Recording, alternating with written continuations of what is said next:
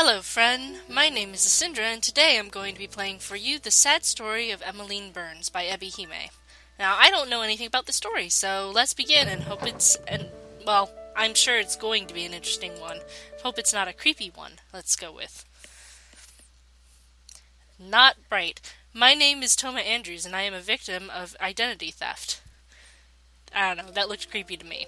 I don't know anything about this game, so I don't know what the style is besides it looked really pretty, and now it looks really creepy. So, yeah! So my name is Toma something, and I am a victim of identity theft. It's all Aunt Catherine's fault, of course. Most things are, according to Mom. Stealing Mom's favorite dress when they were both schoolgirls was bad enough, but stealing the name of her first and only daughter? Now, that's a low not many of us can sink to within our lifetimes. My name was supposed to be Amelia. Mom had always loved the name Amelia, ever since she was a young girl. Mom was all set to call me Amelia if I was a girl, Thomas if I was a boy, after her dad, until Aunt Catherine ruined everything. As luck would have it, Aunt Catherine fell pregnant with her first child before my mum fell pregnant with me. Their due dates were also very similar, only a few weeks apart. Though Mum and Aunt Catherine had never been particularly close, I think there was too much childhood bullying, which was a touch too mean-spirited to be forgiven in adulthood with a laugh and a what were we like. They spent more time together during their twin pregnancies than they had done over the last decade.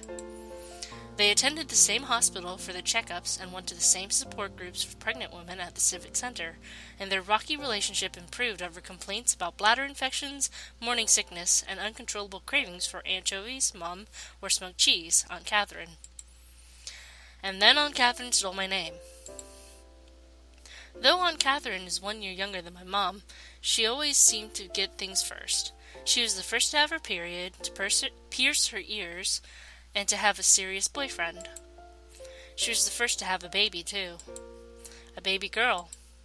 A girl called Amelia. Mum didn't know what to do, having her dream name stolen from her so suddenly. She had half a mind to confront Aunt Catherine about it, but in the end decided against it. She had only just begun to repair her relationship with her sister, and she didn't want to drive a wedge between them once more. But she was still annoyed. She still is. Mum could have strengthened her resolve and named me Amelia regardless, but the name didn't feel special anymore, not when Aunt Catherine had used it. In the end, after much deliberation, Mum decided she would just go with her second option, Thomas. Naturally, given I was a girl, Thomas was out of the question. Was there a female variant of Thomas then? Thomasina? Thomasandria? Thomasetta? Maybe not. There was Toma, however, Toma Andrews. And that's how I got my name. That might explain why I don't like it very much. My name isn't really mine. Like clothes that are 2 sizes too big, it doesn't fit me properly. It never has done. That's because it was never intended for me. If I had been called Amelia instead, would my life be any different? Would it change who I am? I don't know, because I've never been an Amelia. I'm just Toma, the weird girl with the weird name. And my name isn't the only weird thing about me. Ever since I can remember, my mom has been obsessed with family history. She says it's like playing detective, peeking back into the past with only fragments of information in an attempt to piece together the truth. I think Mom fancies herself a Miss Marple figure. She always did like Agatha Christie, and though she prefers Poirot, I don't think she's European enough to pull Poirot off. Neither does she have a mustache. Mum took me to the local library with her when I was small so she could keep a watchful eye over my little blonde head while she delved deep into the annals of our family's long-lost history. There, she would spend hours and hours searching through the filing cabinets and online databases, digging through reams of old newspapers that dated all the way back to the 1700s, on the hunt for articles about the Spencers or the Kendalls, or the Lintons or the Becketts or the Bradfords. Fortunately for us, our family used to be rather wealthy back in the day. I think Grandpa Thomas, Mum's dad, was rather well off himself. Perhaps not as well off as the Bowers or the Becketts, though, and certainly not as well off as the Lintons. Mum says it's a lot easier to research a family tree if you come from a wealthy lineage. and there are more records kept on the comings and goings of rich people, as opposed to street beggars or paupers. It's probably because of the money. As soon as money is involved, people will pay attention to you. It was like that back in the 1700s, and it's exactly the same now. I remember that the floors were hard, covered in dark green carpet that was uncomfortable and scratchy, and the walls were a dull gray like the concrete blocks in a multi-story car park. Even though Mum got me a library card so I could check out any book I wanted, I inevitably got bored within the first half hour or so. There are only so many times you could reread volumes of Goosebumps. That is true.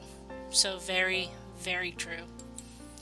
Despite these inconveniences, however, I still found the stories Mum would tell me about my long-dead relatives interesting. There were stories that sounded impossible to a small girl like me, things I could imagine occurring within novels but not in real life. Stories about my great-great-grandfather, Zachary Kendall, who used to be a priest but was fired from his post after he had physically assaulted a member of his congregation while drunk on Christmas Day. Stories about my great-great-aunt, Maribel Spencer, who ran away from home at the age of 15 to marry her middle-aged piano teacher, Roger Beckett. I don't know why, but these stories my mom told me, of unknown people from unfamiliar times, always resonated with me. Maybe it was because they weren't fictional characters from the pages of books, or celebrities smiling shiny smiles on magazine covers. Smiling shiny smiles. Smiling shiny smiles. These people were all part of me. I wouldn't be alive right now without Zachary Kendall, even if he did beat up a member of his congregation. And I wouldn't be alive without Maribel Spencer, even if she did have a thing for older men who could play a semi-decent Fur-Elise. In a way, I owe them. I owe them a lot. I suppose what they say is true. Blood really is thicker than water. No, that's an incorrect saying. It's blood of the covenant is thicker than water of the womb. Which means, basically, the people you choose to be friends with is thicker than your family. Anyway, sorry. And, speaking of blood, the local library wasn't the only place my mom's investigations led her. Oh no, that was just the tip of the iceberg. She used to take me to cemeteries a lot, too. Not just the cemetery in here, Barrowby All Saints, but cemeteries all across Lincolnshire, sometimes even further afield to Yorkshire or Leicestershire. God damn it. The thing about family history is, if you get obsessed with it like Mom, birth certificates and death certificates stop being enough. You want to see real evidence of your ancestors' past lives. Concrete proof that Zachary Kendall and Maribel Spencer really did exist on this earth and really did make a difference. And, for a less romantic explanation, you also want to double-check the facts to ensure Zachary Kendall's remains are really buried in St. Mary's Churchyard in Beverly like his death certificate states. Hence the graveyards. Lots and lots of graveyards. Every weekend, without fail, my mum would take me on a trip to a graveyard, searching for ancestors. Sometimes we turned it into a game. We'd challenge one another to see who could find Rose Bradford's final resting place the quickest. The winner got to choose what we listened to in the car on the way home. Being my mum's daughter, I hated her taste in music. I still do. And I was desperate to beat her. I got quite good at finding graves, if I do say so myself. Even though I was around 7 or 8 and my legs weren't as long as my mum's, I was able to beat her 9 times out of 10. I used to think she was going easy on me. Now I'm not so sure. I just have a talent. I'm good at finding dead people, even if they've been dead for 2 centuries and all that's left behind are bones. Now, let me get just one thing straight. I'm not crazy. I don't think dead people call out to me or anything. I've never seen a ghost before, excluding the ones in horror movies. I suppose you could just call it a coincidence. Still, it's quite a strange coincidence. Whenever I went into a graveyard with my mom, I just know where to look, almost instinctively. My feet just happened to lead me to a tombstone, and via some strange skill I might have inherited from Rose Bradford, the self-proclaimed psychic, I was usually right. That might be why I'm obsessed with cemeteries even now. Just like some people prefer hot weather, others like cold. I like graveyards. They remind me of my childhood, of fun times spent with my mom, searching for my relatives. When I went out looking for graves with my mom, I was almost always right. Ever since I started attending St. Hugh's College, however, I only ever felt wrong. Though I get good grades in most of my classes, I'm hopelessly lost when it comes to anything beyond that. I have hardly any friends other than Hattie. I'm nothing like Amelia Miller, who just happens to be in the same form group as me. She's always surrounded by people, and they all love her. Would they love me instead if I had been called Amelia, like I should have been? I don't know. What I do know is, though it's unfair and ridiculous and I don't dislike Amelia, I can't help but be jealous of her. She's from a wealthy family, she has nice skin and pretty blue eyes, and she's incredibly popular. I, on the other hand, am awkward and shy, and I can't hold a conversation with anybody other than Hattie. That might be another reason why I like graveyards. There are a lot of people in them, but they can't bother me like they do in school. They're dead, and that's perfectly fine by me. As the saying goes, dead men tell no tales. They only leave tales behind, which we can examine as we see fit. That's why I came to Barrowby All Saints this Friday, instead of catching the bus to go to school like I was supposed to, like my mum believed I did. I just wanted some time off. A few moments when I can stop being Toma, a half-formed name bastardized from my grandfather's, and be the girl I always wanted to be. If only I had been born as an Amelia, then my life would be so much better.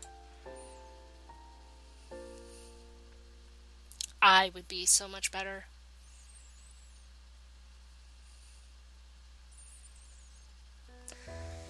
The day is slightly overcast for early autumn, and a thick layer of fog creeps along the ground, chilling my ankles and making me shiver.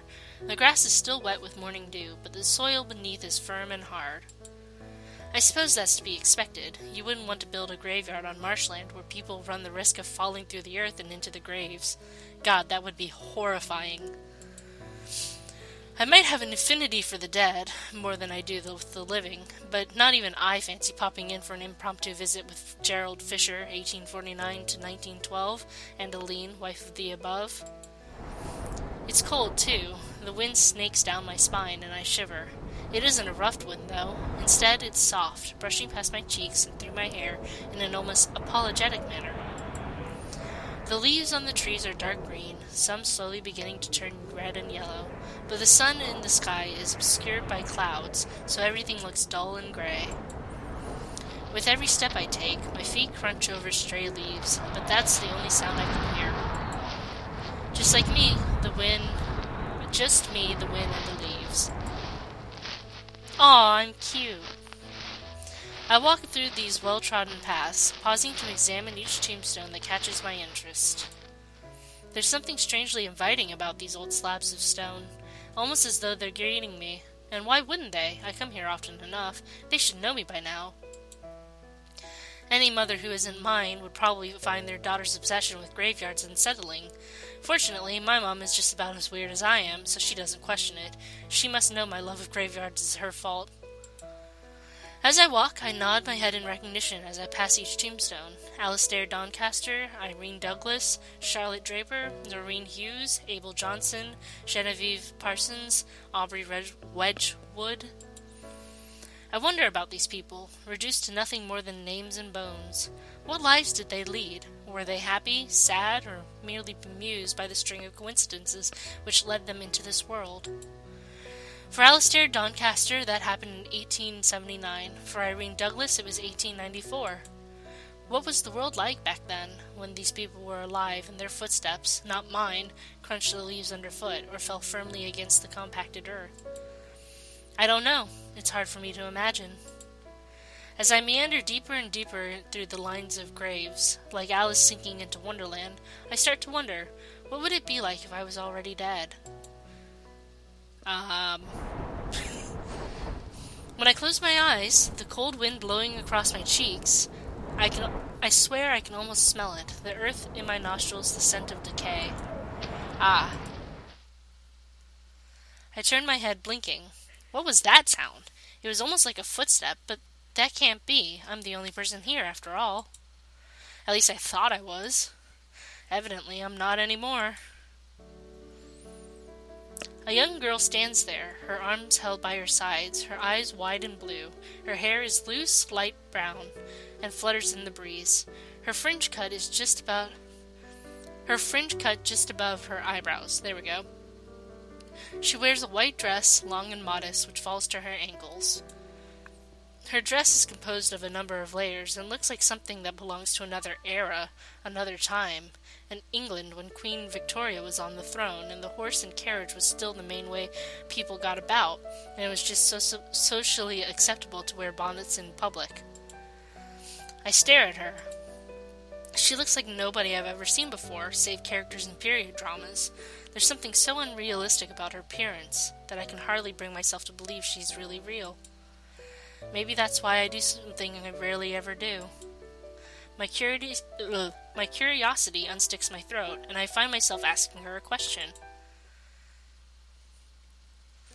Are you going to a costume party? The girl blinks. For a moment, she too seems surprised, but this look quickly passes. Oh, are you referring to this old thing? That dress doesn't look like some old thing. It's expensive, right? I believe it was rather costly when Father first purchased it. Now, however, I am not particularly well versed in the economy, so I could not give you an answer. Father? What kind of girl calls their dad father? Maybe I'm just biased because my dad vanished before I was even born.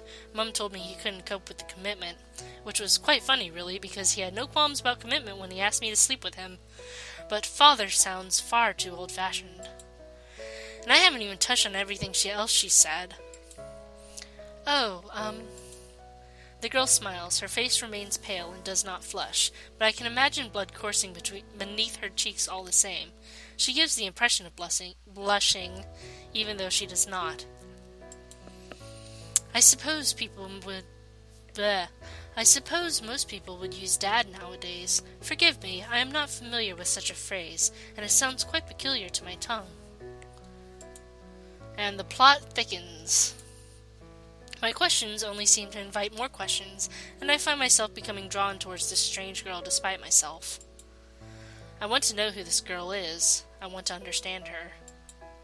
It must be this feeling, this desperate thirst for hidden knowledge, which encouraged Mum to track down what now remains of Zachary Kendall, Maribel Spencer, Rose Bradford, and the rest. So, I've not seen you around Barrowby before. Do you live here? I have lived here for a very long time.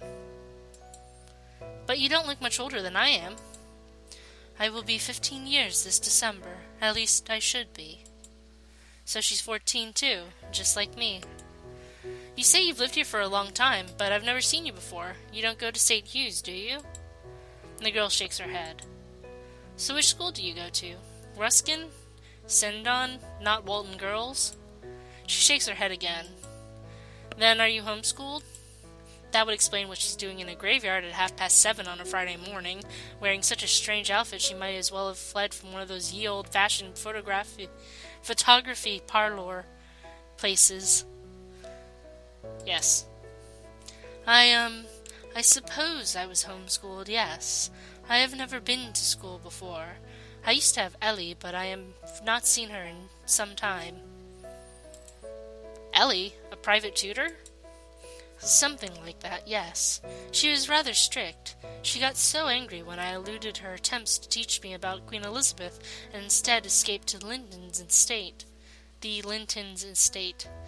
I don't know what this voice is doing. I don't know what my voice is doing. She smiles a soft, gentle smile, much like an old woman with rheumy eyes recalling a fond memory already half forgotten. I don't know if I've ever seen anybody at my age make such a peculiar face before. Just who is this girl? But you don't have a tutor anymore? Then there wouldn't be much point. Then is she one of those YouTube celebrities? Judging by her clothes, I can imagine her as one of those eccentric, self-proclaimed living dolls who get millions of hits on their videos just for eating food and staring at the camera. I've actually seen videos of that. It's interesting. So, I'm sorry. This is the first question I should have asked before I started with all the personal details, but, what's your name? Emily. Emily. I think I can remember that. It's a common name. There are 2 Emilys in my class, Emily Hargreaves and Emily Turner. I don't know if the name fits the girl in front of me, though. It sounds too simple for her. Something about the name she offered seemed strangely unfinished, cut short, like a sentence that ends without a full stop. I don't investigate any further, however. I hardly know the girl. What right do I have to interrogate her? My mouth is wording and weirdly. And, if it would not be too rude, may I inquire as to what I should call you? Oh, of course I should have expected this question. When somebody asks for your name, it is only polite to ask for theirs in return, otherwise you run the risk of looking rude. Is there any greater snub in this world than refusing to recognize somebody's name? What are human beings without names? Failing to acknowledge a name is like failing to acknowledge somebody's existence. This is a question I have never liked answering. Just what is my name? It says Toma on my birth certificate, but I can't quite bring myself to believe that. Not when I was fated before I took my first breath to be called Amelia instead. Oh, do not look so troubled. You will make me feel guilty. I'm sorry. What a funny girl. You don't need to apologize. So, this girl is calling me funny, is she? Given she's dressed like that comment kind of stings. And you do not need to tell me your name if you do not wish to. We all have our own secrets. Are you sure you don't mind? I am quite sure. After all, I could just make up a name for you instead. Well, I hope you are not adverse to this suggestion. I'd rather like giving people nicknames. I would always call Miss Warren Ellie. Her first name was Helena, you see, and she got mad at me because of that, too. This girl has no manners, she would always say. She may have a pretty face, but she behaves like a gutter snipe. Not that I give a button of what she thought. Father was paying her enough, so I thought it best to make her work for her wages. She may have found me irritating, but I certainly wasn't boring. I suppose it's fine. It doesn't bother me. Anything would be better than Toma. Well, let me see. Emily looks me up and down, one finger against her lower lip. She's smiling, but it isn't the same shy, self-contained smile from before. The smile is rather more teasing. Her eyes flash mischievously like a naughty schoolgirl in an Enid Blyton story. Enid Blyton story. I don't know who these authors are. She'll be talking about condensed milk and tin sardines next, I'm sure of it. It is true we do not know one another very well, but that is just in the present. I feel like we could become quite close friends if given the chance. You remind me so much of her after all. Can it be a mere coincidence? Her? I thought so from behind, too. But when you turned about, it became clearer than ever. You have her nose and her eyes. Maybe you even have her forehead, too, but it's hard to tell, since it's all covered in hair. I look down at the floor, suddenly awkward, and dig the tip of my school shoe into the earth.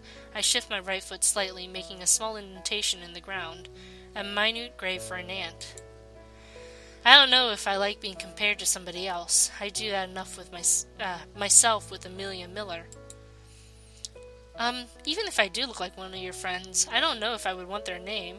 I was hoping for a name of my own. Yes, of course. You do not need to worry about that. I would never be so callous as to dress you in the title of another. I apologize if it seemed that way. She does sound sorry, too. Truly sorry. Even if you look like her, you are not her. You couldn't be. It isn't possible. Let me see. A name for you. A name that belongs only to you, and only to you. I think I have it. You do? Yes. From now on, you can be Verity. Verity? Do you like it? It's pretty, much prettier than my real name. Emily smiles, her face flushing, though once more it doesn't really flush. I just imagine that it does with happiness. I am so glad. I thought virtue names might be too anachronistic nowadays, but I truly am fond of them. One of my aunts was called Charity, and my grandmother was Patience. Not that she was particularly patient, according to my father. She used to hit him for the smallest of misdemeanors. But that was a long time ago. At any rate, I am curious. Why are you in a gloomy place like this at such an hour when you should be at school? I just like graveyards, I suppose. They're relaxing. I don't know if I have met many people in my life who share that opinion. Why do you think such a strange thing? I'm not sure. I just like them. Graveyards are nice and quiet, and people don't come here very often. When they do, they're usually quiet too. It's the respectful thing to do. Apart from the local boys who tramp about here drunk on Friday nights and piss on the graves and scrawl rude words on them, they should be kicked out. I glance at a nearby grave, that of an Elijah or Elisha pharaoh. Somebody has scrawled across the top of it in black marker pen, "God is dead." It seems we have a Banksy of our own living in Barrowby. Who would have thought? And I like thinking of stories too. Stories? I nod. Graves are small, so the people beneath them are turned into names and dates, nothing more. I think there must be more to these people than that, though. What were their parents like? Did they have any siblings? What was their job? Were they happy? What about all the people they met whose lives they may have influenced? I don't know about all these things. I never will. It's fascinating, but at the same time it's a little sad, too. I blush, my hands hanging limply at my sides. Did I say too much? I think I might have said too much. This is why I don't talk to people at school other than Hattie. It's because I'm weird, and I know my fellow classmates, Emily Hargreaves and Emily Turner included, would just laugh at me. Well, maybe Amelia wouldn't. Amelia's too nice to laugh at anybody. That's what I think, anyway. It probably sounds stupid, though. No, I believe you made some good points. I did? Yes, every person has a story, and there's not enough space on a single tombstone to tell it. The sad truth is, there are so many people in this world, it is not possible to remember every single story. As the years go by, they fall by the wayside. The dead must always concede to the whims of the living, even in places like this. Emily looks back at Elijah or Elisha, Pharaoh's grave, decorated with the biting political commentary, "God is dead," and sighs. I like thinking of stories, too. In fact, I could tell you a story of my own. I have been turning it over in my head for quite some time now, and I would be intrigued to hear your response. She's interested in writing stories, is she? No wonder she seems so peculiar. Those who fancy themselves as writers always are. I wouldn't mind, I suppose. Are you quite sure? I don't want to bore you, and I cannot remember the last time anybody wanted to hear what I had to say. Sorry. The last time anybody wanted to hear what I had to say. No, I'm quite sure. I would love to hear it. There was nothing else I wanted to do here anyway. Nothing other than wander, trying to avoid thinking about school next Monday and how much trouble I'll be in when it's discovered I've been playing the truant. I always run away from problems. I have done ever since I was a child. I must have inherited that admirable trait from my dad alongside his name. Well then, if you want to follow me. Emily turns about, her hair fluttering, and slips by the graveyards like a shadow. I follow her, curious yet cautious, as she leads me behind the church where the trees are thicker and there are more graves hidden behind the shadows. She draws my attention to a tombstone, just one tombstone of many. It juts out of the grass like a tooth from gum, slightly crooked. A few cracks run down its gray sides, and the top of the grave is fringed with pale yellow lichen? I don't remember how to say that word. The name engraved into the tombstone is a little difficult to see, impressed only shallowly and written in cursive hand that makes my eyes hurt. I didn't explore the graveyards of Lincolnshire in my youth for nothing, though, and I am more skilled than most teenage girls when it comes to reading inscriptions on gravestones. It would be embarrassing if, after all my training, I was not able to decipher something like this. Here lies the body of Philip Burns, 1807 to 1851. Also Perdita Burns, wife of the above, 1811 to 1851. Also Emmeline Burns, their beloved daughter, 1836 to 1851. May their souls rest in peace. And let's find out the story, the sad story of Miss Emmeline Burns in the next episode. So, thank you for watching. I hope you guys have enjoyed this. I'm very curious to see where this is going to go.